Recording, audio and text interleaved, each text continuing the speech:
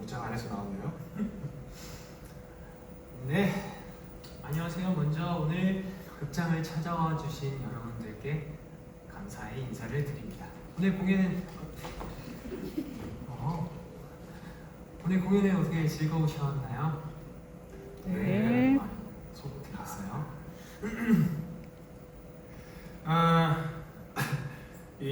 마지막 공연이 얼마 남지 않았는데 이렇게 극장을 찾아주시는 관객 여러분들을 보면서 이 공연이 마지막에 다가온다는 게 더욱더 아쉽게 느껴집니다. 오늘은 도서 반고흐 영혼의 편지에서 실제 공연의 모티브가 되었던 부분을 저희가 낭독하는 이벤트를 준비해봤습니다. 네. 먼저 우리 태호 역의 윤은호 배우님이 낭독해 주시겠어요? 네, 형한테 편지를 받았어요 제가.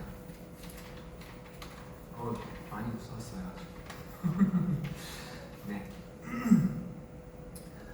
세 장에 갇힌 새. 내 안에 무언가가 있다. 그것이 도대체 뭘까?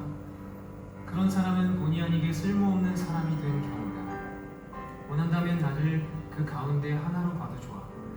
세 장에 갇힌 새는 봄이 오면 자신이 가야 할 길이 어딘가에 있다는 걸 직감적으로 알아. 해야 할 일이 있다는 것도 잘 알고 단지 실행할 수 없을 뿐이야. 그게 뭘까? 잘 기억할 수는 없지만 어렴풋이 알고 있어서 혼자 중얼거려. 다른 새들은 둥지를 틀고 알을 까고 새끼를 키우지. 그러고는 자기 머리를 세 장 창살에 찧어댄다. 그래도 세 장 문은 열리지 않고 새는 고통으로 미쳐가. 저런 쓸모없는 놈 같으니라고. 지나가는 다른 새가 이렇게 말했어. 얼마나 게으르냐고.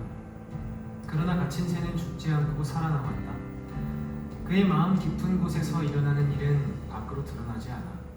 그는 잘하고 있고 햇빛을 받을 때면 꽤나 즐거워 보이고 철새가 이동하는 계절이 오면 우울증이 그를 덮친대. 필요한 모든 것을 가지고 있지 않냐고 그를 세 장에 가둔 아이들이 말한대. 벼락이 떨어질 듯이 어두운 하늘을 내다보는 그에게 자기 운명에 반발하는 외침이 들려온다. 나는 갇혀있다. 내가 이렇게 갇혀있는데 당신들은 나에게 부족한 것이 없다고 한다. 바보 같은 사람들. 필요한 건 이곳에 다 있어. 그러나 내가 다른 새처럼 살 수 있는 자유가 없지 않나. 본의 아니게 쓸모없는 사람들이란 바로 세 장에 갇힌 새와 비슷해. 그들은 종종 정체를 알 수 없는 끔찍한 세 장에 갇혀 있어서 아무것도 할 수가 없단다. 해방은 뒤늦게야 오는 법이야. 그동안 당연하게든 부당하게든 손상된 명성, 가난, 불우한 환경, 역경 등이 그를 죄수로 만들어 그를 막고 감금하고 매장하는 것이 무엇인지는 분명하게 지적할 수가 없어. 그러나 어떻게든 표현하기 어려운 창살, 울타리, 벽 등을 느낄 수는 없을 것이지.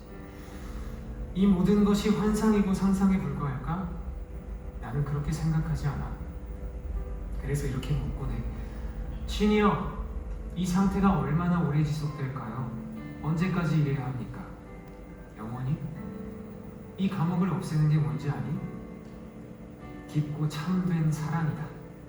친구가 되고 형제가 되고 사랑하는 것, 그것이 최상의 가치이며 그 마술적 힘이 감옥문을 열어준다. 그것이 없다면 우리는 죽은 것과 같다. 사랑이 다시 살아나는 곳에서 인생도 다시 태어나지. 이 감옥이란 편견, 오해, 치명적인 무지, 의심, 거짓, 경손 등의 다른 이름이기도 하다. 내가 영락을 거듭해왔다면 너는 상송가도를 달려왔어. 내가 인심을 잃어온 반면 너는 그걸 얻어왔다. 다행이라고 생각한다. 진심이다. 그 사실은 나에게 늘 기쁨을 주었어. 너에게 진지함이나 타인을 배려하는 마음이 없다면 그게 오래 지속될 수 있을까 걱정할 수도 있었겠지. 그러나 넌 아주 진지하고 사려 깊은 사람이니 앞으로도 계속 성공할 수 있으리라 믿는다. 1880년 7월. 네, 여기까지입니다. 어때요? 이렇게 또 음악도 틀어주시고 네. 음악과 함께 편지를 분석을 해보니까 저는 네. 여기 뒷부분을 읽으면서 좀 너무 이렇게 기분이 좀 말랑말랑했어요. 형이 뭔가 자신과는 다른 길을 걸어가고 다른 삶을 살아가고 있다는 것을 뭔가 자신과 비교하면서도 그거를 응원해주고 다행이라고, 난 이게 너무 좋았어요. 다행이라고 생각한다, 진심이다, 이 말이 너무 좋았던 게 정말 형이 나를 사랑하는구나, 이런 뭔가 내가 맞이고 또 동생인데 비해서 참 그런 차별과 대우를 받아왔을 텐데도 불구하고 다행이라고 생각하고 그런 제가 형한테 기쁨을 주었다고 했다고 한 게 저에게는 너무 따뜻했어요. 정말 따뜻한 편지였습니다. 감사합니다. 이제 차례입니다. 다음 형의 빈센트 형의 네. 차례입니다. 제가 준비를 했습니다.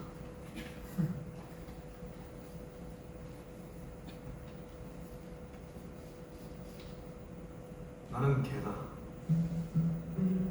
태호에게 아버지나 어머니가 본능적으로 나를 어떻게 생각하는지 알고 있다. 그들은 덩치가 크고 털이 많으며 집안에 지저분한 발로 드나들 게 분명한 개를 집에 두기 망설이는 것처럼 나를 집에 들이는 걸 꺼려한다. 그래, 그 개는 모든 사람들에게 걸리적거리고 짖는 소리도 아주 큰 불길한 짐승이다. 그래, 좋다. 그러나 그 짐승은 사람의 매력이 있고 사람의 영혼이 있다. 게다가 다른 개와는 달리 아주 예민해서 사람들이 자신에 대해 어떻게 생각하는지 느낄 수 있을 정도다. 내가 개라는 사실을 인정하기로 했다. 가족들도 있는 그대로 받아들이려 한다. 이 집은 나에겐 너무 과분하고 가족들도 굉장히 세련된 사람들이다. 그리고 아주 많은 목사들이 있다. 그들이 자신을 계속 집에 두는 이유는 좋아서가 아니라 그저 억지로 참고 있을 뿐임을 개도 알고 있다.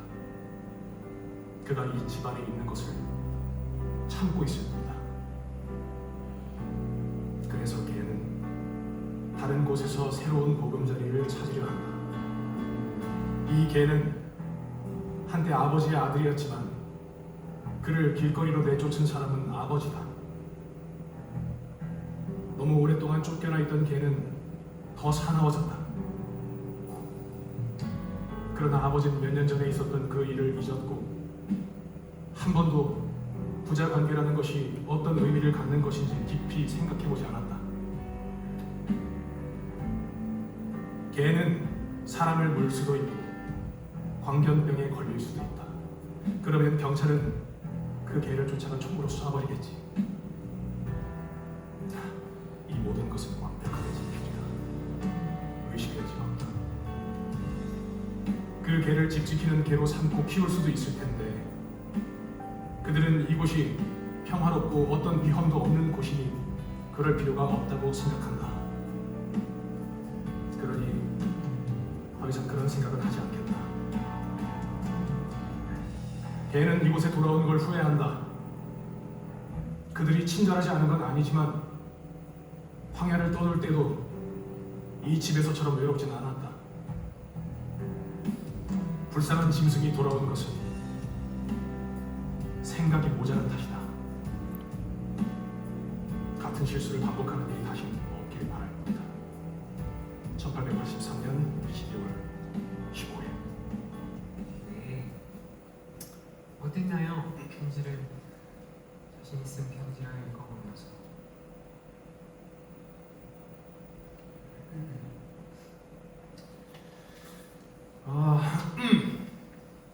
글쎄 저는 지금 이게 빈센트 반 고흐 그 역할로 읽히기보다 저라는 배우로 읽히는데 이게 제가 이 작품 준비하면서 읽었던 그 책에도 그 수많은 편지들이 있거든요. 근데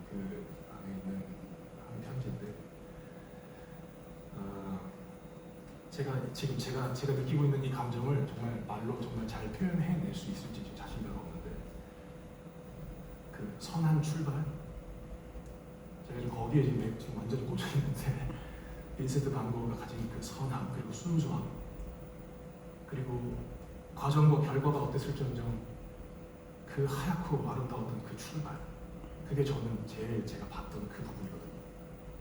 아주 자기 감정을 되게 아프게 써놨잖아요. 근데 그 순수하게 자신의 감정을 드러내면서도 누군가가 자신을 알아줬으면 내 마음을 알아줬으면 하고 바라는 마음들이 이 편지에 정말 뚝뚝 묻어난다고 생각을 했어요. 네, 그래서 제가